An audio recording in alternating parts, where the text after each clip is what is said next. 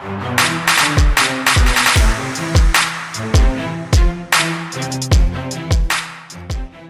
there, my name is Michael Anderson with Etail Solutions, and today we're going to talk about distributed logistics for digital commerce. This is going to be the first of probably a few different posts talking about distributed logistics, digital commerce automation, and things like distributed order management and multi-channel publishing, and how those all kind of tie together to drive top-line growth for digital commerce. But I've been fielding a lot of questions here lately about some of the concepts around distributed logistics for digital commerce, and really what do they include, and what are the baseline things that you really need to kind of understand in order to be able to leverage some of these technologies and capabilities for that top line growth and profitability. So today we'll cover sort of a 5,000-foot view of that topic, and in follow-up videos we'll cover some of these other topics. So let's dive in.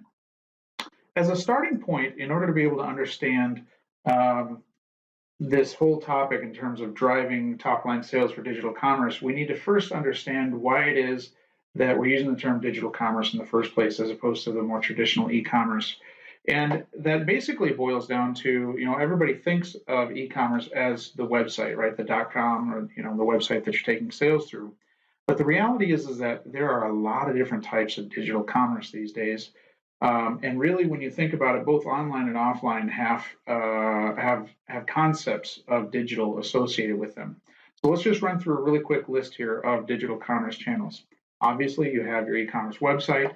You have 1P marketplaces, which consist of selling to Amazon, selling to Walmart, where they're going to give you a bulk PO, and then they are the seller of record on their website.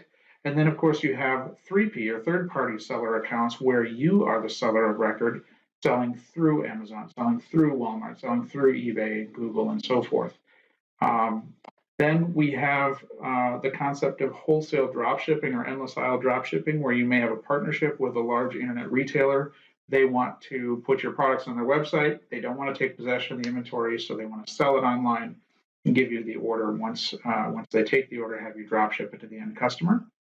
Then we have a few different concepts around retail. The first concept really is, how do you create sort of a seamless customer experience between your website and your retail stores? If you give them a coupon through the website, they can come into the store and use it. How do you coordinate that customer experience? That requires some coordination between different technologies to make that happen. So that has an aspect of digital. Buy online, pick up in store.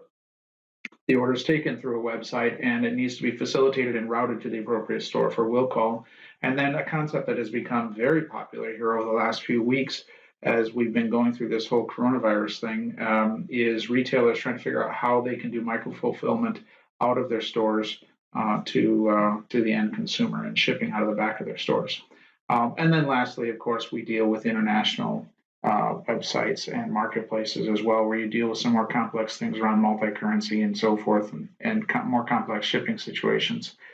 But those are kind of all the digital channels that we run into these days.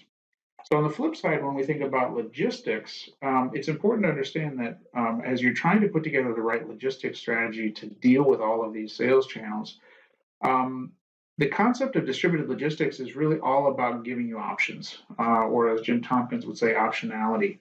The ability to adapt to the market based upon the timing of when does the order need to get there, what are the transactional conditions that were taken at the time the order was accepted, and how do you really leverage a single network of supply, whether you own that inventory or not, in order to be able to get it to the end consumer in time. So let's run through the different options on the fulfillment side. You might have your own warehouse, which you might drive through your ERP or a warehouse management system. You might have multiple locations that you own and manage through those systems. You might contract with a third-party logistics provider, or in the case of some of the larger brands, many different 3PLs who are doing direct-to-consumer order fulfillment, maybe store replenishment, maybe B2B replenishment. But these 3PLs, they're external, they're holding your inventory, but they're running their own warehouse management systems, and you need to be able to coordinate and communicate with them. You may have an extended network of suppliers where you're going to leverage your supplier-owned inventory to have them drop ship to the end customer, or in some scenarios, cross-dock, which is a sort of a just-in-time inventory type of a situation. And and they're all going to be running their own technologies and communication methods and mappings and so forth that you're going to have to deal with. You may be using some of the major marketplaces fulfillment services like Amazon FBA, or recently Walmart launched Walmart fulfillment services. There are others out there, but some of these marketplaces offer fulfillment services that you could leverage both for their sales channels and also other sales channels if you wanted to. Essentially, the marketplaces are just behaving as if they're their own 3PL in that scenario. And then you've got buy online, pick up in store. You'll notice that's both on the sales side and the fulfillment side. There's aspects of both. And then you've got micro fulfillment, of course, that where you're going to route orders to a store and they're going to actually ship it out to the end consumer. So on the logistics side, when you think about what your network could look like, these are all the different options that you may have, keeping in mind that some of the things like suppliers, sometimes that's not always people that you just buy from. They might actually be your own distribution channel. If you're a major brand, you might sell to a major distributor that has a dozen locations around the country. And in some scenarios, maybe you're taking a drop ship or a D2C order and you want your distributor to fulfill that for you. So effectively, you're selling it twice, you're buying it once from your distributor to send to the end customer. Lots of different ways that this can play out.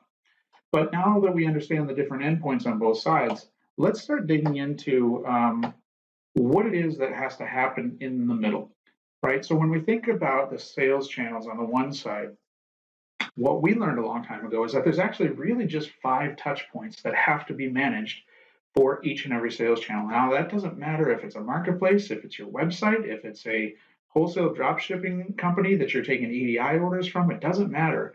They all require the same 5 touch points or components to be managed. So let's walk through those really quick. The first thing is they need to know what it is that you have to sell.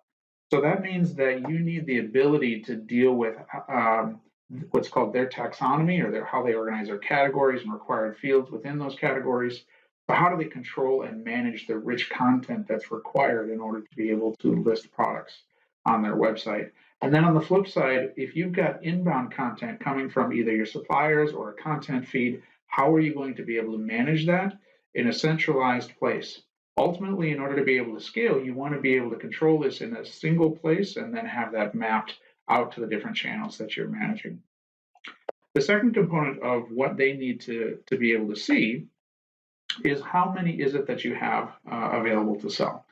So you need to be able to publish that inventory across these different channels, but that means that in order to know how many to publish to these channels, you're going to have to control things like, do you publish 100%, do you publish 90% to each channel? How do you avoid overselling?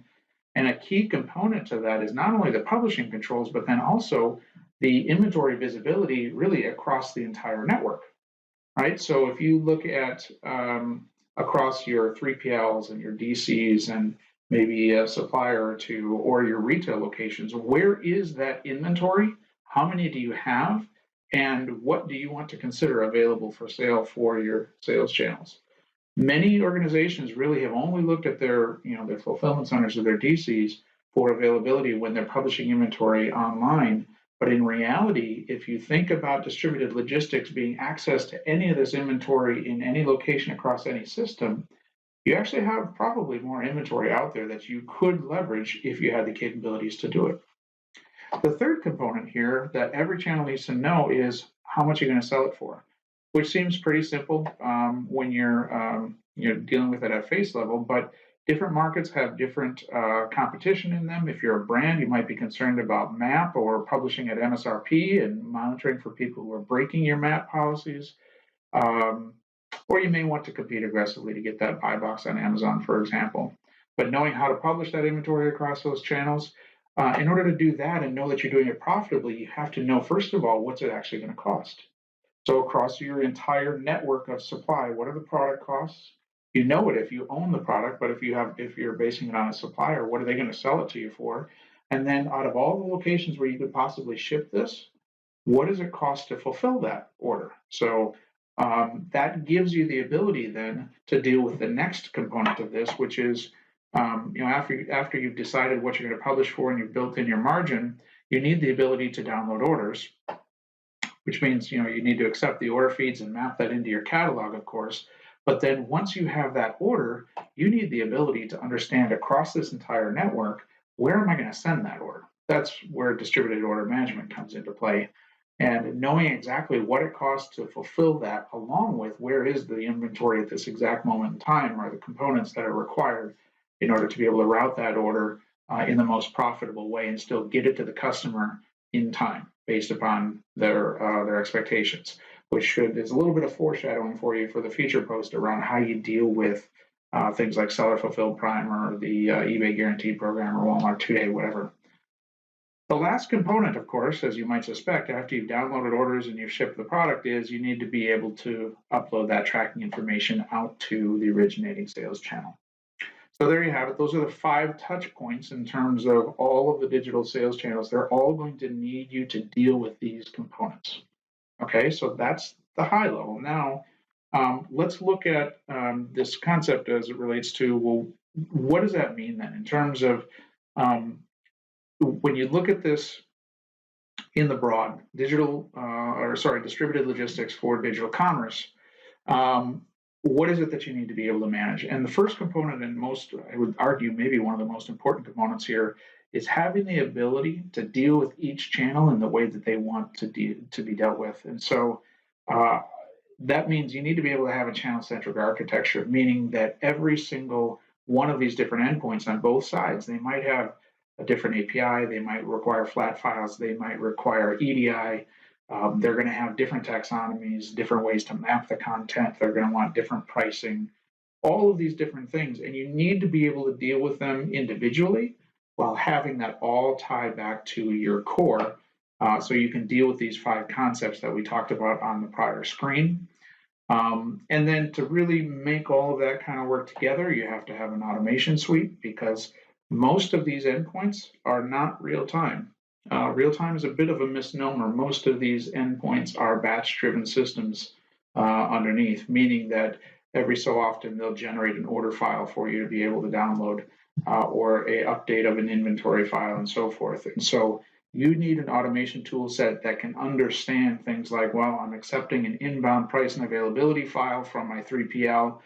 That means I should not at the same exact time try and publish availability to my sales channels because data does take time to load. And if one file is running on the inbound and you're trying to push a different file on the outbound, you might publish only a portion of your overall inventory because it's being updated at that exact moment in time.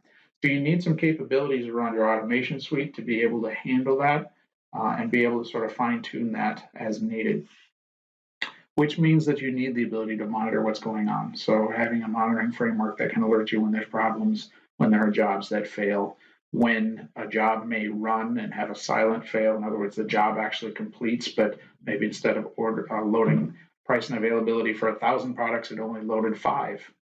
How do you know just because a job completed, that doesn't mean it did it right? So you need to be able to have a monitoring framework to be able to keep an eye on all of these different endpoints. And as you might surmise, the more endpoints you have, the more important that becomes. And then lastly, this is more of a bonus, I would say, is that when you have a tool set that is combining all of these things into one system, you now have a tremendous amount of data. And that gives you the ability to understand profitability really across any number of different ways that you could slice that data. So profitability by channel, by fulfillment center, by whatever attributes you can think of, you've got the gross profitability because you know the top line revenue, you know all the expenses, what it costs to fulfill that order, and so forth.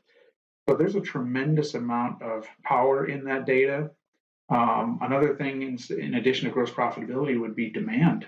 You understand at that point demand across all of these different channels, which means that you can do forecasting in a lot more of an intelligent way, as well as decide where you want that inventory because you now also have all of the information to understand where that demand is coming from regionally, even down to zip codes or what have you. So tremendous amount of power there. So I mentioned today we were going to try and cover at a 5,000-foot view what the concepts are and what's really important to this. I hope you found this to be helpful. The next time that we chat here in the next video post, we'll be talking a little bit more about What is the next level? How do you leverage this regionalized inventory across this entire network in order to be able to drive some of these guaranteed shipping programs and leverage that regional availability and do it profitably? Sell where you can sell, be profitable every single time, and leverage your network of supply. So, again, thanks for your time today. I hope this was helpful, and until next time, thanks much.